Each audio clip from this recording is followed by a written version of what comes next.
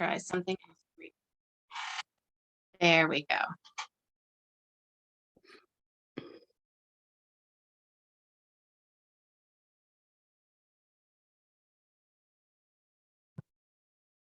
Okay, so I am Antoinette LaGrossa, and tonight we are going to be talking about the way that Montessori can support and works so well for special needs learners.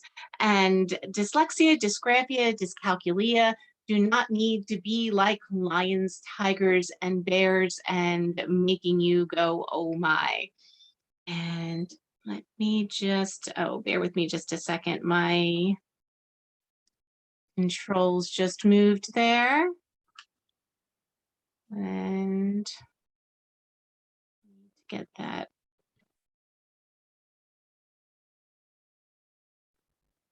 Okay. And my chat disappeared. Let me bring that back up.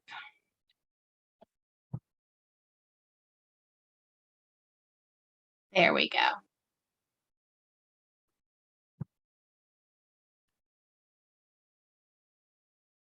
And again, if you do have any questions during the presentation, just pop those into the chat.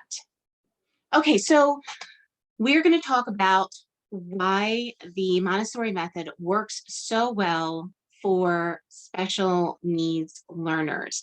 And the Montessori method was actually originally developed specifically for working with people with special needs. And when you realize that, so much of the structure and the benefit for all learners makes a lot of sense. And the tools and methods in Montessori are powerful supports for dyslexia, dysgraphia, dyscalculia, Down syndrome, autism, and other challenges. The Montessori method is comprehensive. It's multidimensional. It's a system for learning concepts based on the needs and developmental characteristics of children. It's designed as a means of assisting children in their total mental development. And the method focuses on fostering depth of understanding and the discovery of ideas rather than simple memorization of isolated facts and procedures.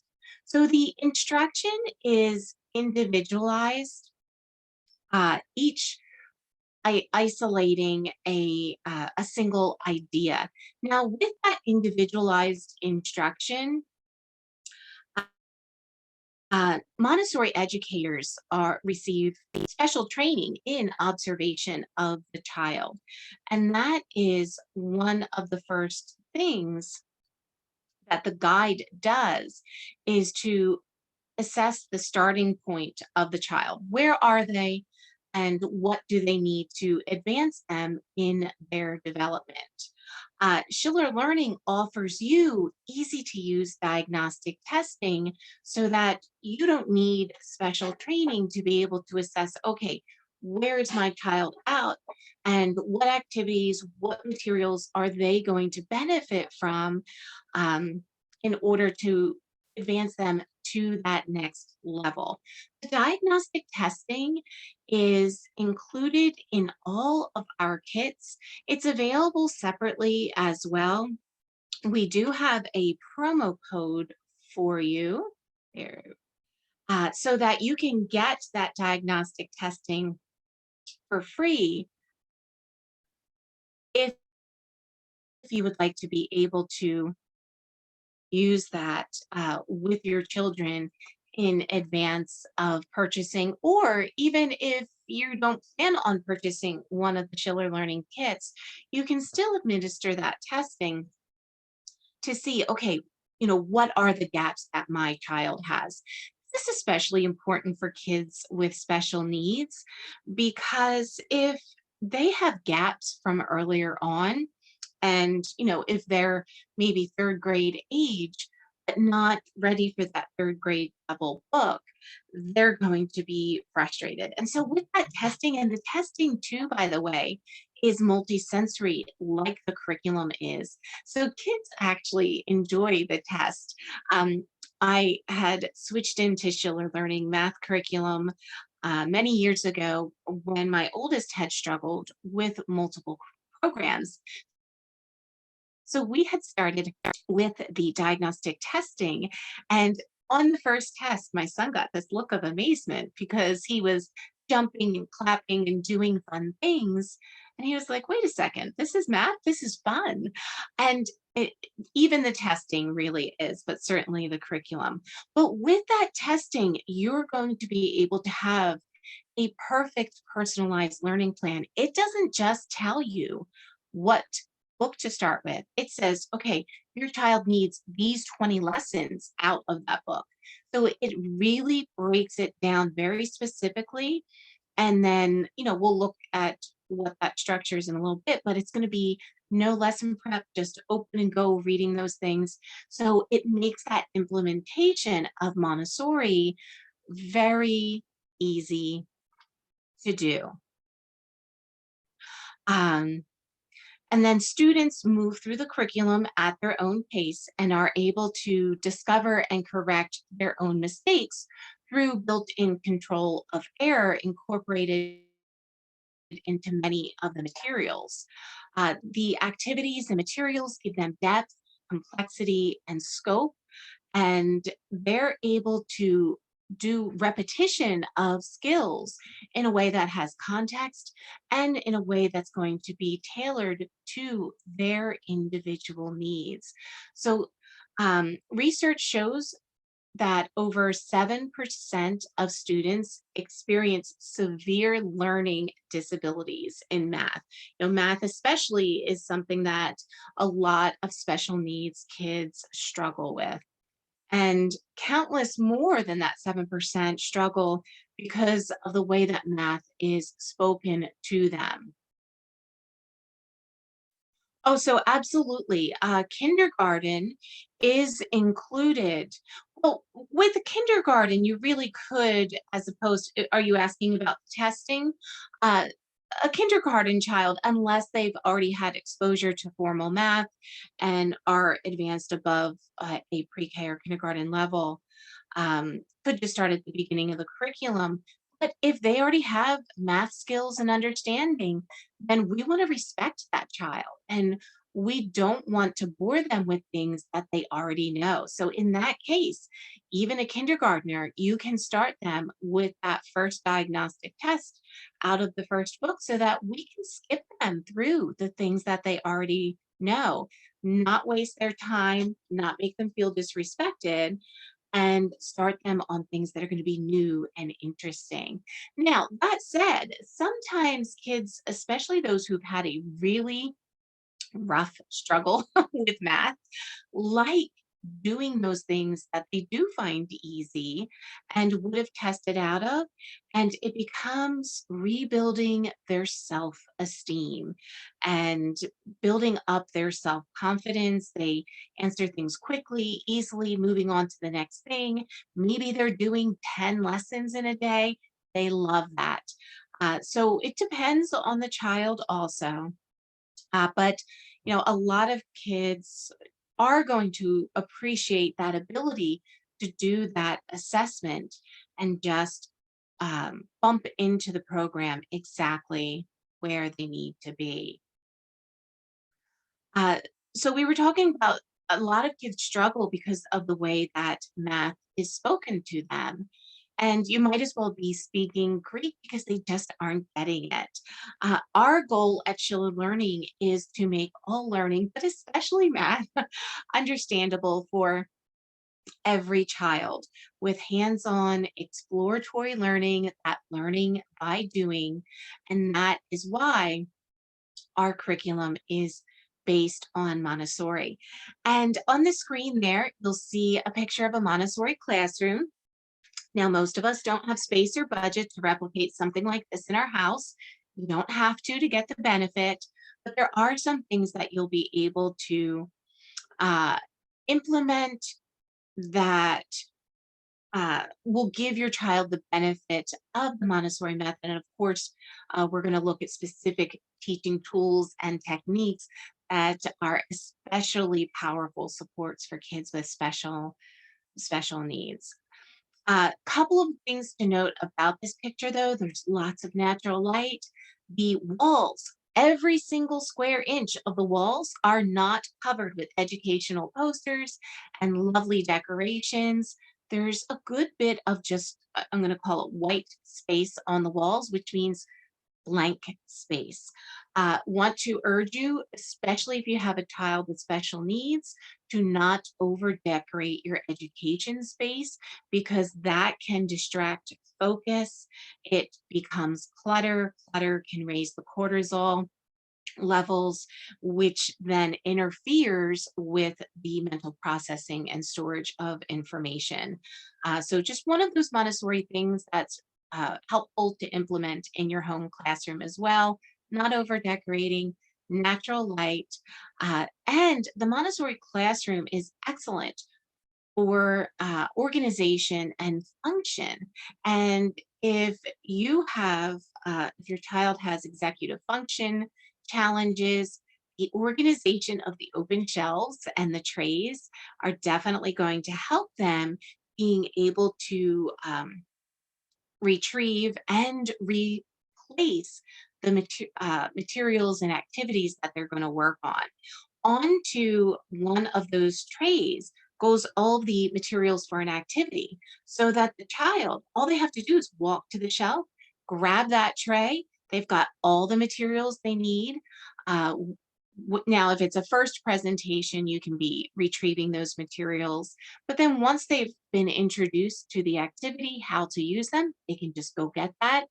And with that open shelving, they can very easily see everything available to them and be drawn to a material because kids absorb things like a sponge when it's something that they are particularly interested in. So that child-led learning is going to be very beneficial. So keep in mind that the open trays, the open shelving, wonderful paired together. Another Montessori tool that you're going to want to implement that also goes to that organization and function is the work mat. The Montessori uses a work rug work mat to define the workspace. The Schiller Learning work mat is pictured there on the screen. And with that, it's going to define their workspace, help promote good work habits, because we're going to train them that, okay, once we're finished with an activity, we are going to put all of these materials away exactly where they belong before going on to the next thing. That's going to help to ensure that there's not two things happening on that mat at the same time that's going to distract their focus, distract their concentration, and create mental clutter. They're also going to be trained that they don't walk through each other's workspace. So if you have more than one child, that's going to help with that.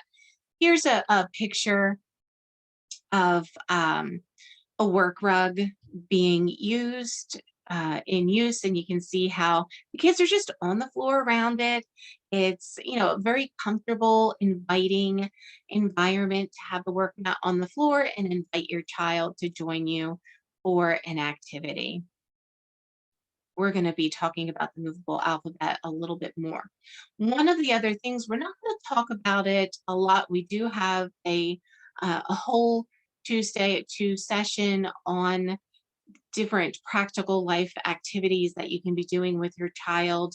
But concentration, independence, responsibility, sense of order, fine and gross motor development, they are all promoted by practical life activities. And practical life activities are an integral part of Montessori education. Early and often, this is what you want to remember when it comes to practical life, and your child will get a lot of benefit from those. We do have practical life activities incorporated into all of our activity packs. So the seasonal activity pack that has activities for, the different seasons, the different holidays, Mother's Day, Father's Day, science activities, math, language arts, and practical life are all incorporated into that. But you'll find practical life included in all of our activity packs. Those are a lovely supplement no matter what curriculum you are using. We have a variety of free packs as well as paid content for you. Okay, so, whatever it is that your child is struggling with, or you would like to have them not struggle with, um, this quote from Dr. Maria Montessori is wonderful to keep in mind, and that is what the hand does, the mind remembers. So, a good example of that, and this is powerful support for kids with special needs. We're going to take a look at an activity with this, but this is your decimal material and number cards. Together, these hands-on tools make the decimal system and place value visually obvious and number sense actually easy to acquire. And if your child has special needs and is struggling with math, you know that number sense in particular can be something that's very challenging for them to get a good grasp on and get comfortable with. That's something that many students struggle with. These easy to use manipulatives and accompanying activities set your child up for math success and banish tears and frustration. I can tell you personally from my own experience as well as working with many students over the years, these can be like magic. They provide that concrete introduction to the decimal system in an amazingly understandable way that can be added to any math instruction, by the way.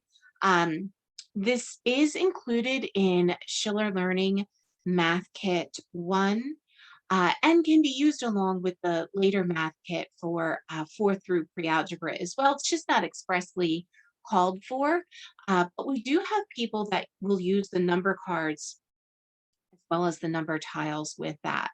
But the decimal material, it physically represents each place value category. So on the screen there, you can see the green unit cubes, and those are 1 centimeter cubed, or 1 centimeter by 1 centimeter by 1 centimeter.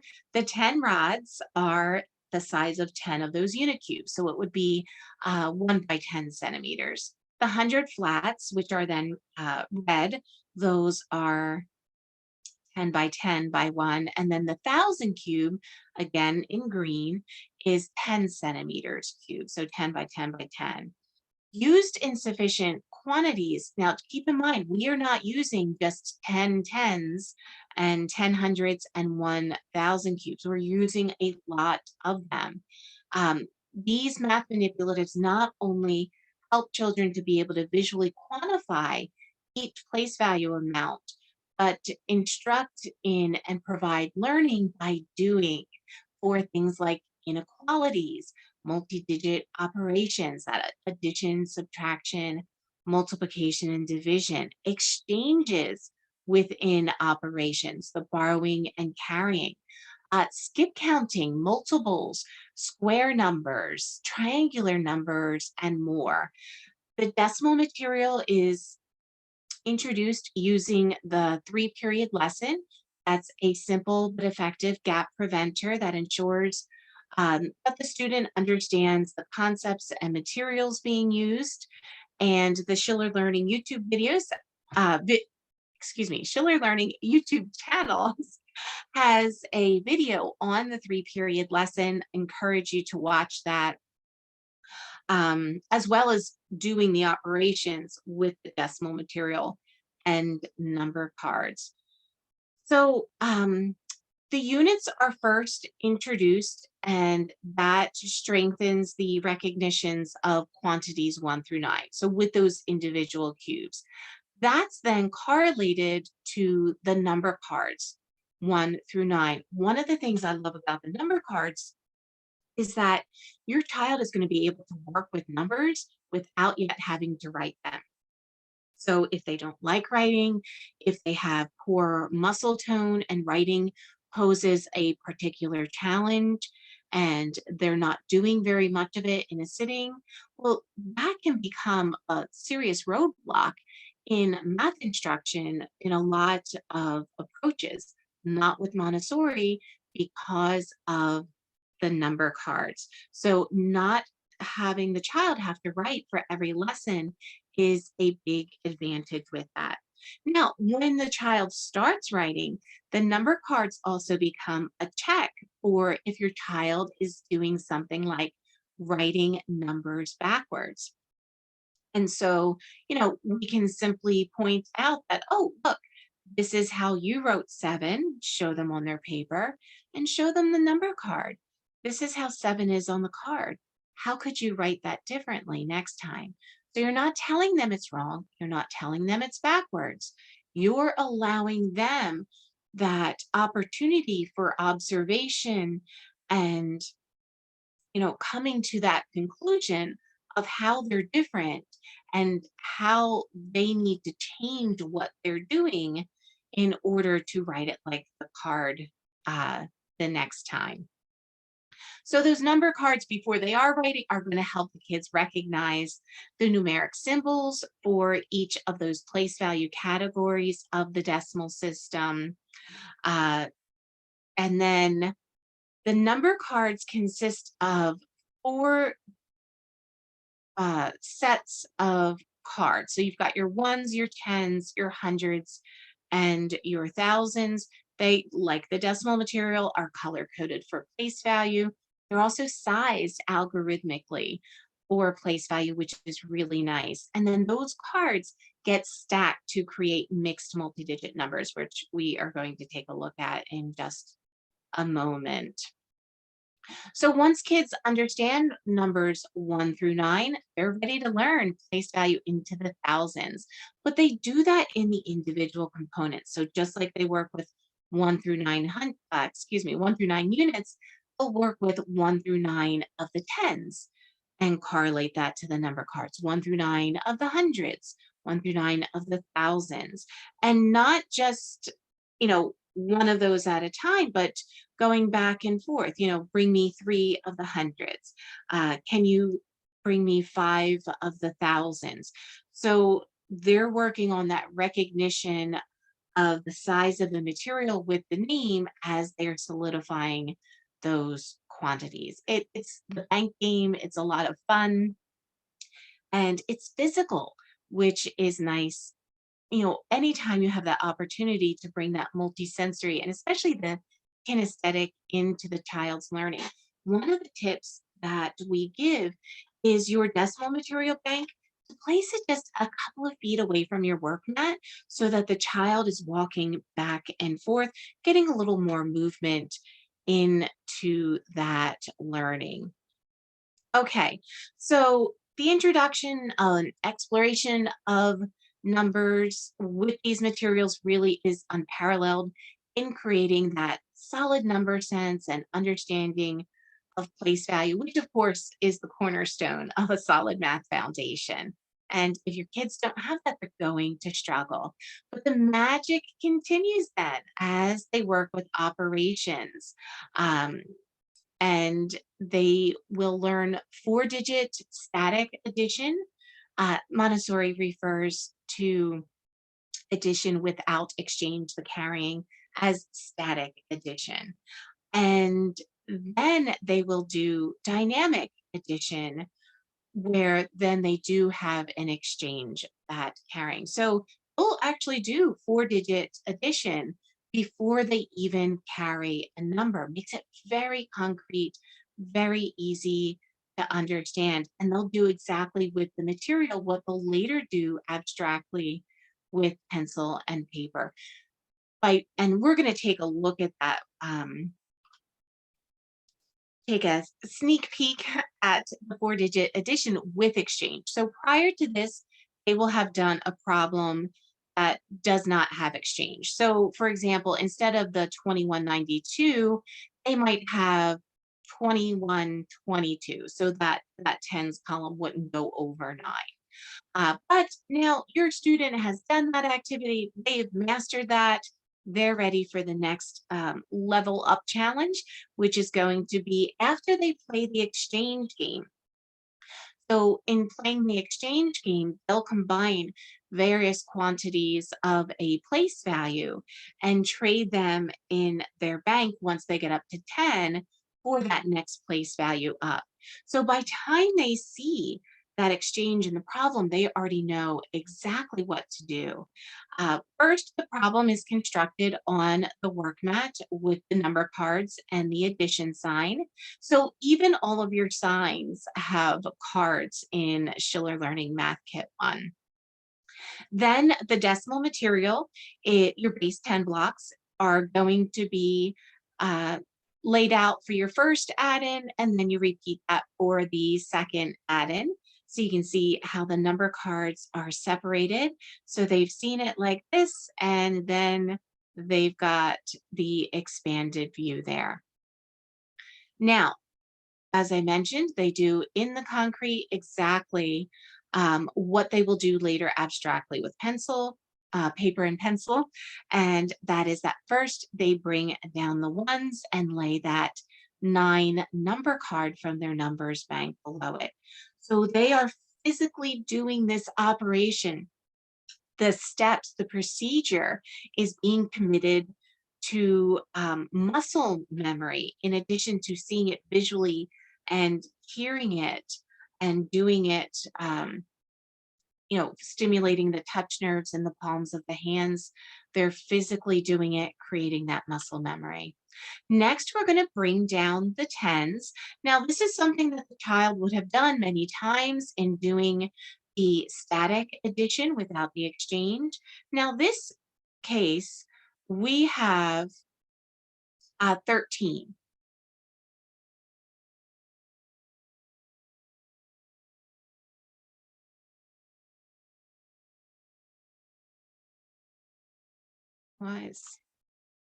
There we go. So we had 13. So we're going to take 10 of those tens and we're going to trade them in our bank for 100 flat, but we'll keep those remaining 3 of the 13. So once we get to 10, we trade that in. Again, they will have perfected this before doing it in a problem. They will have perfected that with the exchange game. Okay, so they're doing that. So whether, your child has that dysgraphia, dyscalculia, or dyslexia, the materials, the number cards really helping as a support for all of those. Then we're going to show that the 100 flat goes above the hundreds column, just like they'll do abstractly with pencil and paper. But now that mysterious floating one that you carry that troubles a lot of kids, what on earth is this thing? It's never going to be a mysterious floating one, or if it had been for them, it no longer is. They will have experienced exactly what that is representing. Then you guessed it, they bring down the hundreds, they'll lay out the 500 number card, then bring down the thousands, lay out the 3000 number card. Then the problem is read. I know we skipped a couple of steps here just for the sake of time. Then as you read the problem as a whole, you will overlap the cards into their original positions. So that 2,192 plus 1,347 equals, then you'll move those answer cards, overlapping them, 3,539. And your child has seen that, the 3 in that thousands place value, that it was really representing 3,000 because they will have seen that 3,000 number. And that will have a great difference in meaning than the 3 that is in that tens place value. They will have seen that that's really representing 30 there. and seeing the 3 10s and what their value is. And you can see just looking at the decimal material that they get that solid understanding of place value, and it helps them to develop that number sense.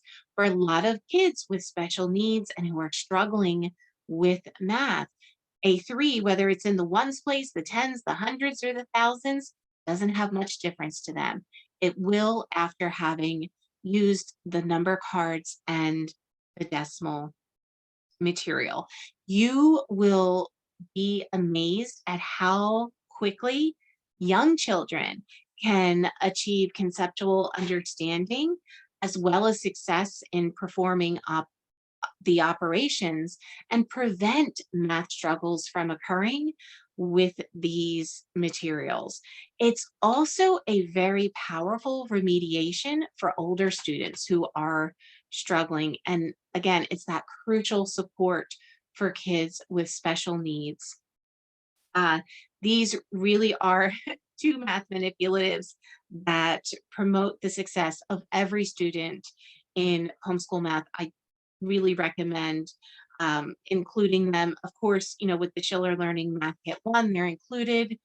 You can get these materials through Schiller Learning separately if you want to add them to another math program, or you can get them at pretty much any educational supply store. The number cards, maybe not any educational supply. Those you'll need to go to a uh, Montessori supplier. Now, Montessori does use golden bead material too, by the way. The Montessori golden bead serves the same function in the operations as the decimal material. Just one moment.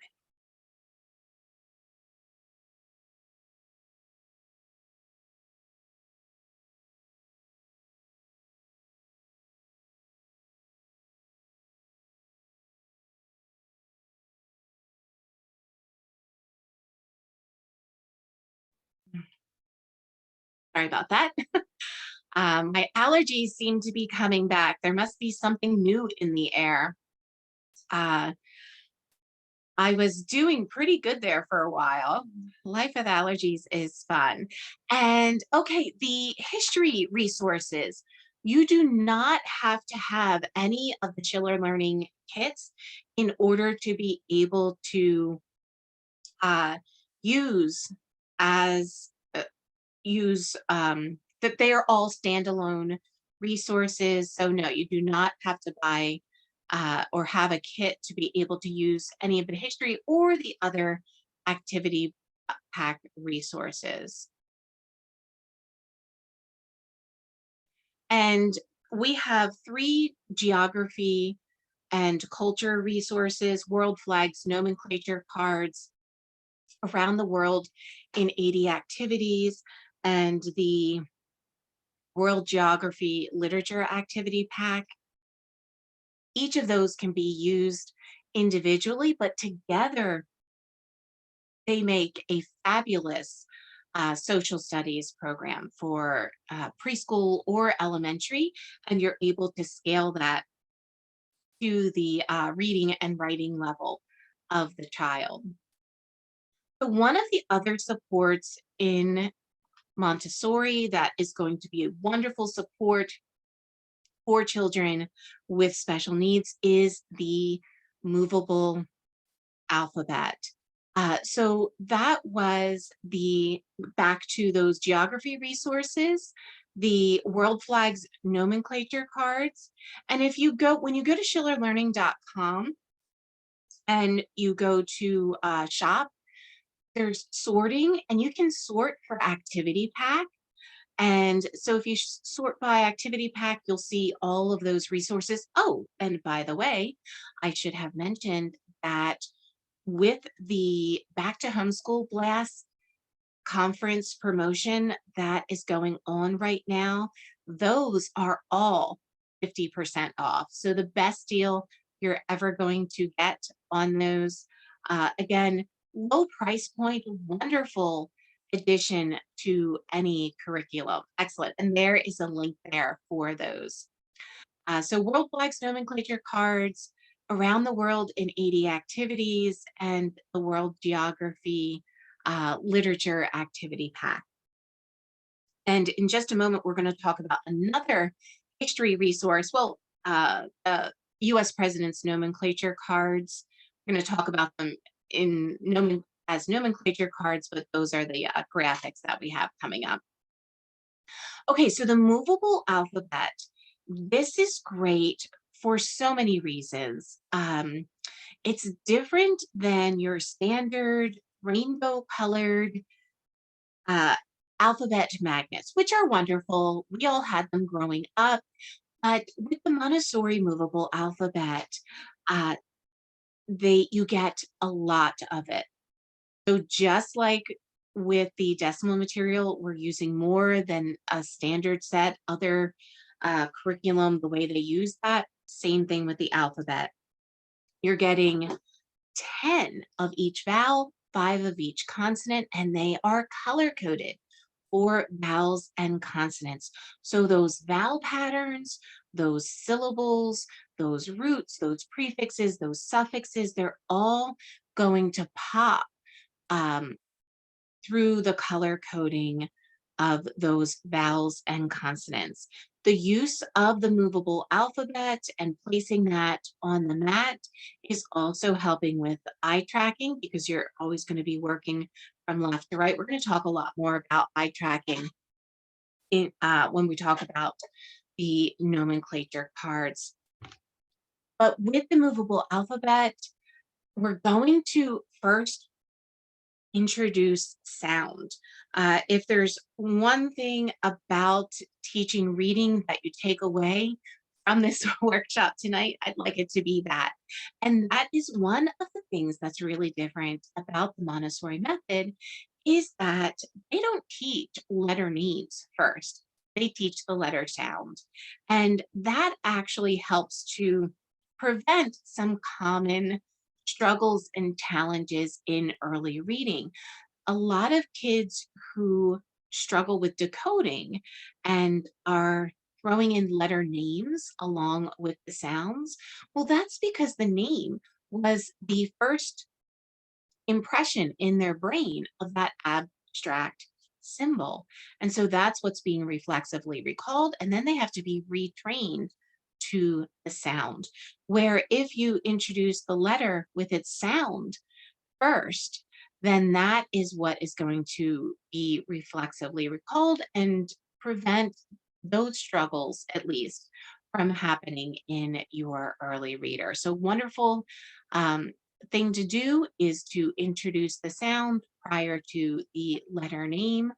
Another thing that you're going to see kids doing in Montessori right from the very beginning is spelling. And in a traditional approach to reading instruction, there's phonics, which you will see, Montessori is very phonics based. Of course, there is sight word instruction because, not all words work with phonics.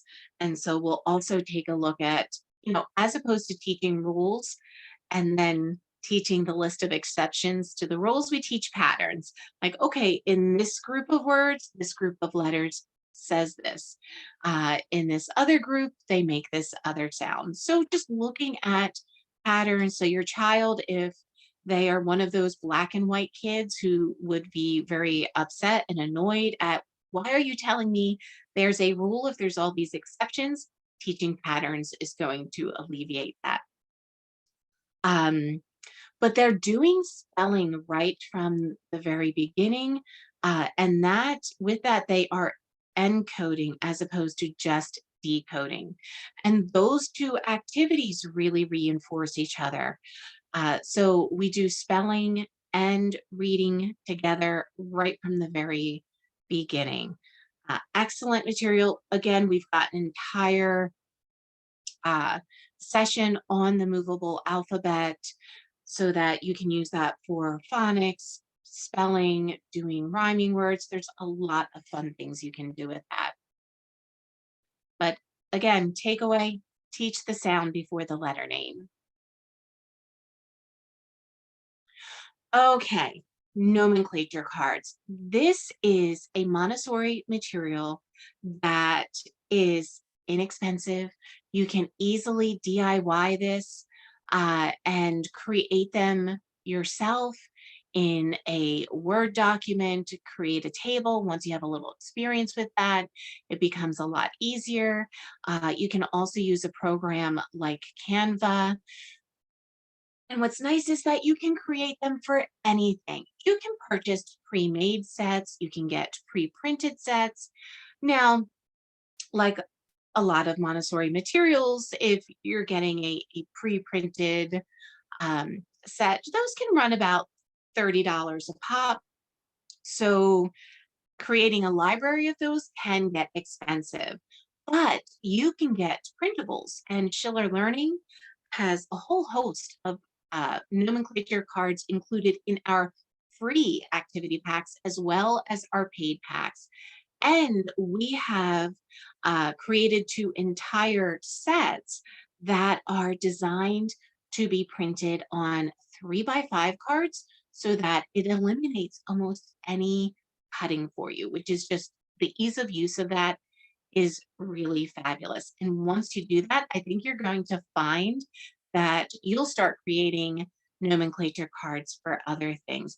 These are great for working on reading or learning parts of a butterfly, life cycle, vocabulary, the presidents of the United States, the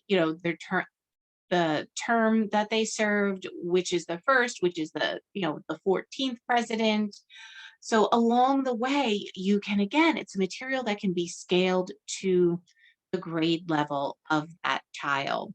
You can take pictures of your child's favorite toys, their favorite stuffed animals, and create nomenclature cards that they're going to have a personal interest in and want to begin reading. Okay, so for the non-reading child, oh, and I just want to make a note. I mentioned eye tracking. One of the many benefits of the Montessori nomenclature cards is that it is a material that is training your child for the proper eye tracking movement for reading. And with that, you're always going to start placement of the first nomenclature on the upper left-hand side of that work mat, that, defining the workspace that we looked at in the beginning of the workshop. So your first nomenclature card goes upper left, then to the right of that, to the right of that, to the right of that, and then to the next row. Fill that row, then to the next, fill that. And we're going to be running our finger along there. So just like when the child is reading later on, this is helping them to get into that proper eye tracking. So this is great to use from the very beginning. Use of this material can also help someone who has, developed some eye tracking that needs to be corrected. This is a great thing to add to any of those occupational therapy activities that you're doing, or the vision therapy things. Okay, so for the non-reader, we lay out the control card. Now, the nomenclature cards are also known as Montessori 3-part cards. That's because there are 3 parts. So, for example, there would be the control card like we have on the screen here. And that has the picture and the label. There's another copy of these. And with that, the label is cut apart from the picture. And we will look at those in just a minute.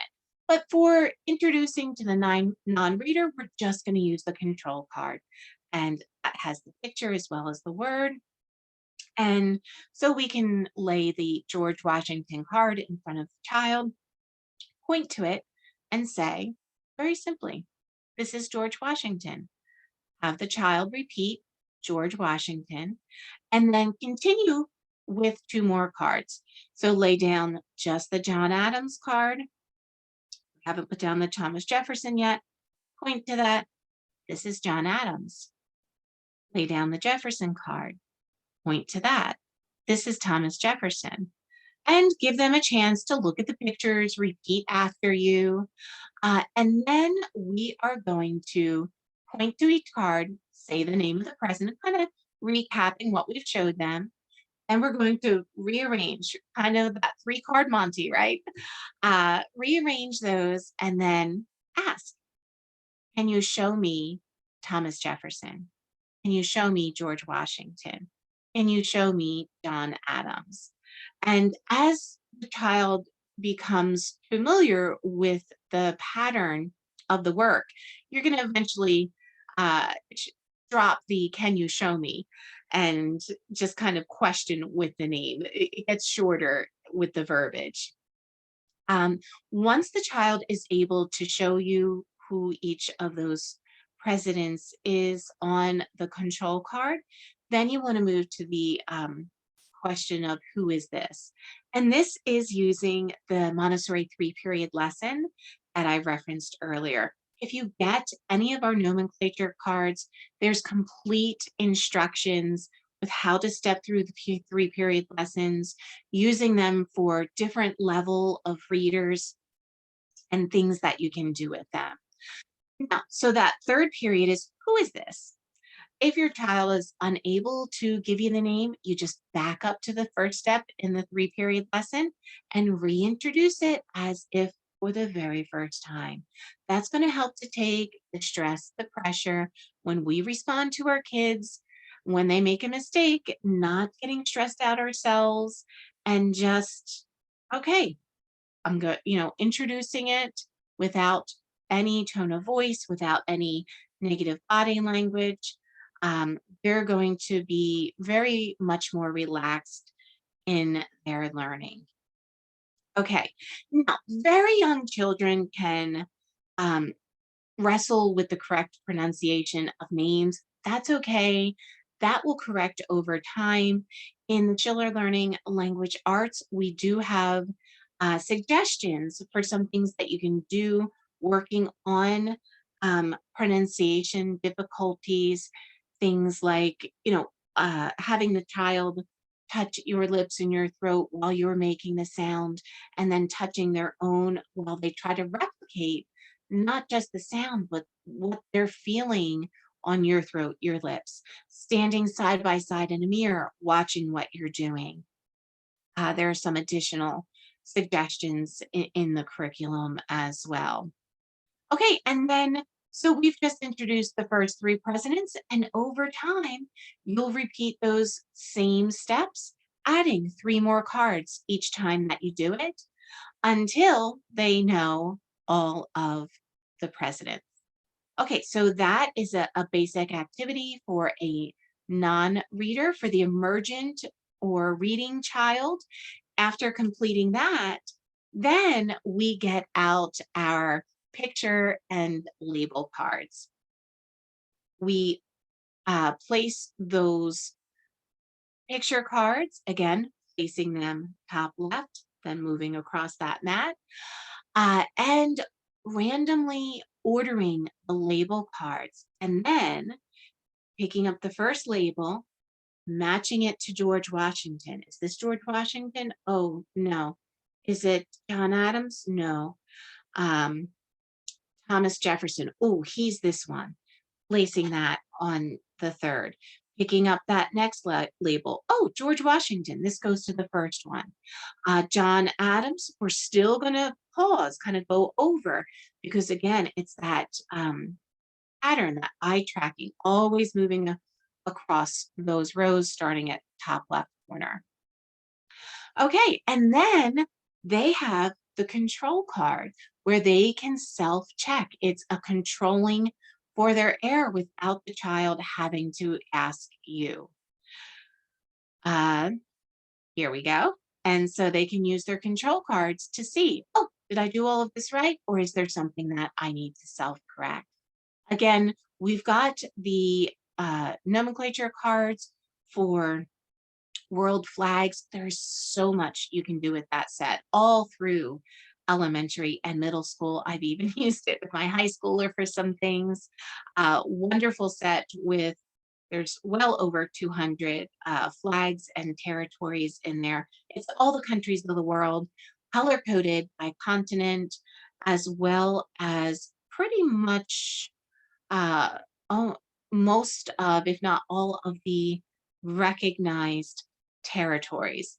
Was actually a fun process going through creating those cards and deciding what all was going to be included and what should be excluded from the set, and learning a lot about territories and the global politics. That was a lot of fun. Okay, so wonderful Montessori material. Again, this is something that you can do for all of your subjects. You can create them for anything. Okay, couple more materials. I probably have spent a little longer than I had planned on some of those slides. Okay, the Montessori grammar symbols, with these, they are going to see the grammar patterns merging with the patterns of the shapes.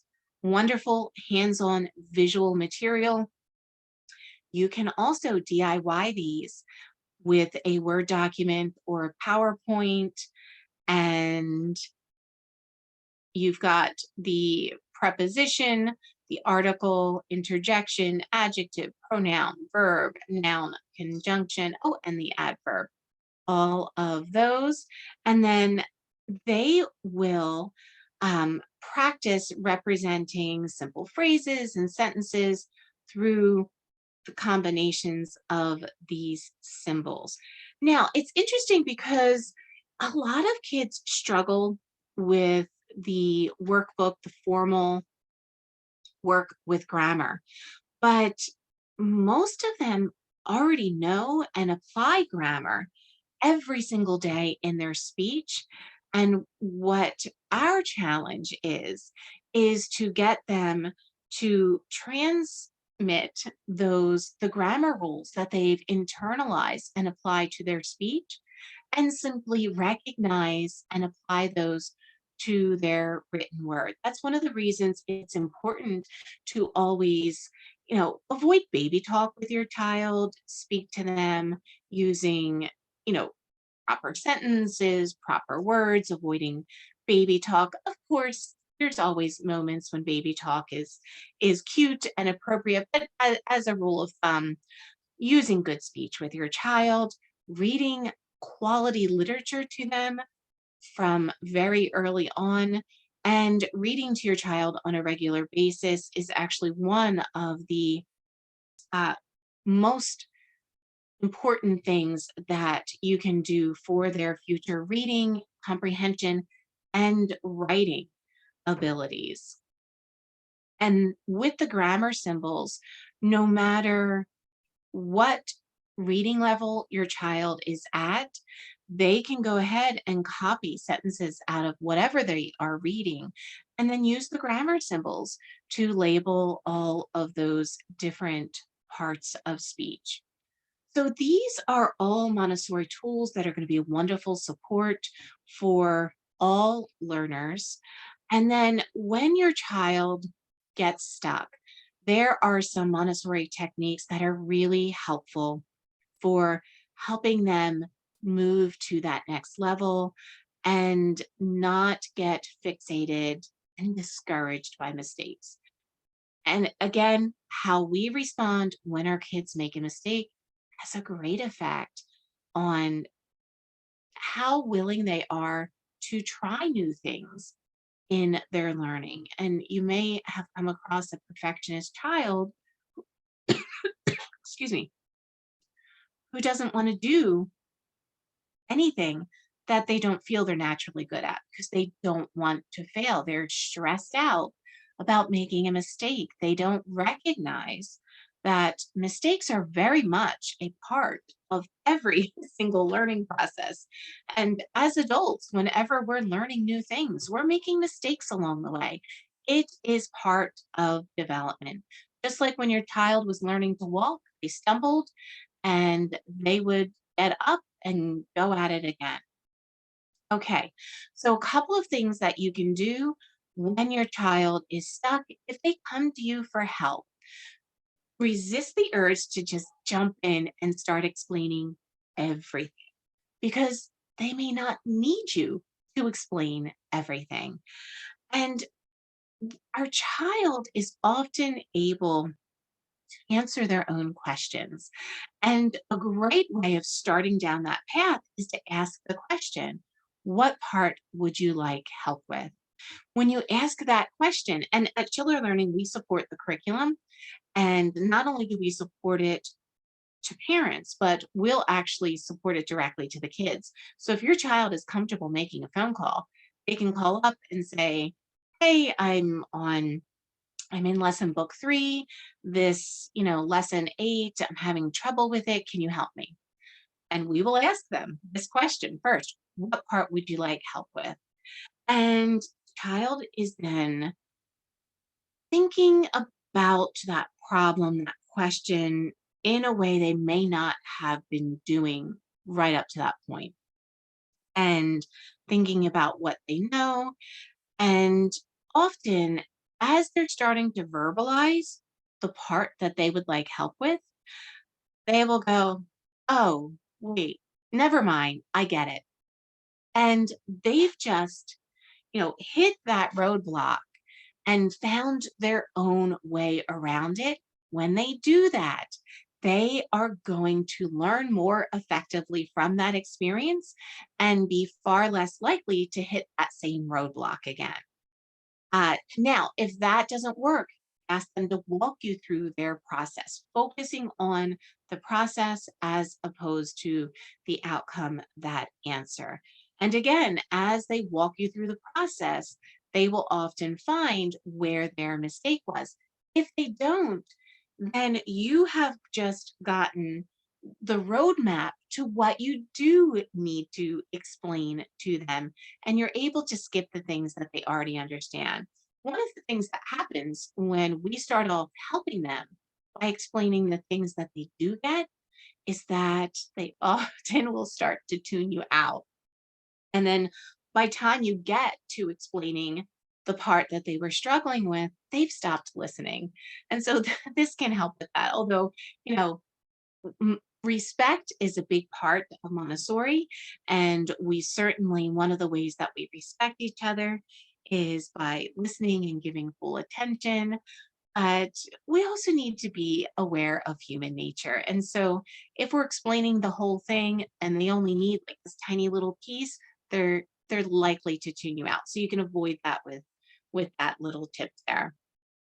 Let us know if there's anything in particular that your child is struggling with.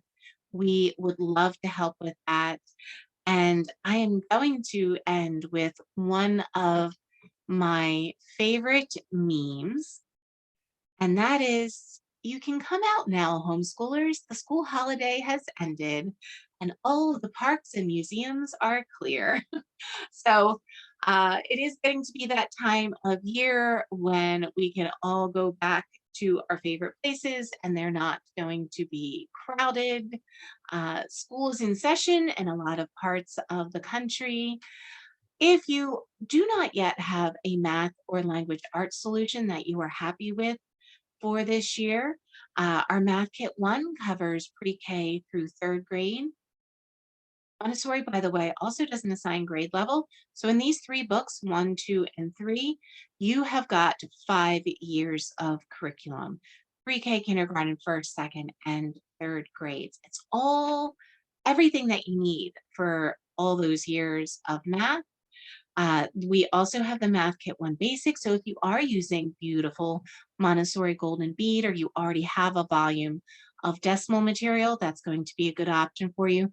We've got digital versions of all of our kits as well. So if you already have all of the materials, or want to DIY the materials, the digital kits are going to be a fabulously um, budget friendly option for you, because you're just getting PDFs of all of the manuals, the student consumables, the MP3s of all the songs, as well as some printable manipulatives. fractions kit is for all ages. You get 2 sets of the fraction circles. So just like when they were doing adding, subtracting, multiplying, dividing with the decimal material, they'll have a lot of the fraction circles to be able to do it in the concrete with those. Math Kit 2 covers 4th all the way through pre-algebra. And Language Arts Kit A, that is going to cover first 2 years of language arts, generally going to be pre-K kindergarten or kindergarten first for most kids. Language Arts Kit B covers first through 4th. And again, all of those have the digital download option. Did anyone have any questions that we did not get to during the session?